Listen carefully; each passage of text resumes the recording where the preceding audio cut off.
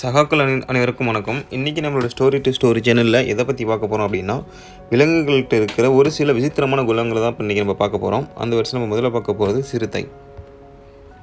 சிறுத்தை அப்படிங்கிறது ஒரு வேட்டையாடும் விலங்கு அப்படின்னு நமக்கு நல்லாவே தெரியும். சிறுத்தைனாவே நமக்கு தோன்றுறது அது ஒரு வேட்டையாடும் விலங்கு. சிங்கத்துக்கு நிகரான கம்பீரமும் புலிக்கு நிகரான தோற்றமும் கொண்ட ஒரு கம்பீரமான வன விலங்கு, வேட்டையாடு உண்ணும் ஒரு வகையை சேர்ந்த ஒரு உயிரினம் அப்படின்னு நமக்கு நல்லாவே தெரியும். என்னதான் ஒரு கம்பீர தோற்றத்தை இருந்தாலும் சிறுத்தையோட குரல் பார்த்திங்க அப்படின்னா ஒரு பூனையோட குரல் மாதிரி தான் இருக்கும். அடுத்ததாக நம்ம பார்க்க போகிற விலங்கு யானை. யானை தான் நம்ம வாழ்கிற உலகத்தில் வாழ்கிற மிகப்பெரிய விலங்கு அப்படின்னு நமக்கு நல்லாவே தெரியும். யானைக்குட்டிகள் பிறந்து சுமார் 6 மாதம் வரைக்கும் வேறு எந்த உணவுகளுமே உட்கொள்ளாமல் வெறும் தாய்ப்பாலை மட்டுமே குடித்து வாழ்கிற ஒரு உயிரினங்கள். யானைக்கு மொத்தம் 4 பற்கள் இருக்குது. அந்த 4 பல்லுமே அதோட வாழ்நாளில் சுமார் 100 முறைக்கு மேலே விழுந்துட்டு மறுபடியும் முளைக்கக்கூடிய தன்மை உடையது.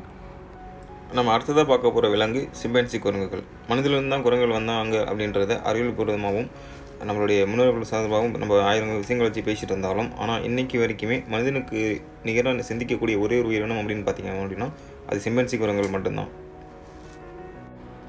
நம்ம அடுத்ததாக பார்க்க போகிற விலங்கு சிங்கம்.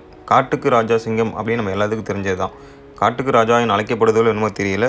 ஆண் சிங்கங்கள் பொதுவாக வேட்டையாட போகிறதில்ல, பெண் சிங்கங்கள் தான் வேட்டையாட போகிறது, உணவு கொண்டு வந்து தருது, இந்த மாதிரி வேலைகளை பார்க்குறது. ஆண் சிங்கங்கள் பொதுவாக தன்னோட குட்டிகளை பார்க்குறது, பராமரிக்கிறது, தூங்குறது, இந்த மாதிரியான விஷயங்களே அதோட பெரும்பாலான வாழ்க்கை நேரங்களை கழிச்சிடுதுங்க. என்ன சகாக்களே, உங்களுக்கு இந்த வீடியோ பிடிச்சிருக்குன்னு நான் நம்புகிறேன். பிடிச்சிருந்தா ஒரு லைக் பண்ணுங்கள், ஷேர் பண்ணுங்கள், மறக்காமல் சப்ஸ்கிரைப் பண்ணுங்கள். புதுசாக யூடியூப் ஓப்பன் பண்ணியிருக்கேன். உங்களுடைய ஆதரவை நம்பி ஒரு லைக் அண்ட் ஷேர் பண்ணி எனக்கு ஒரு ஆறுதலை கொடுங்க. நன்றி.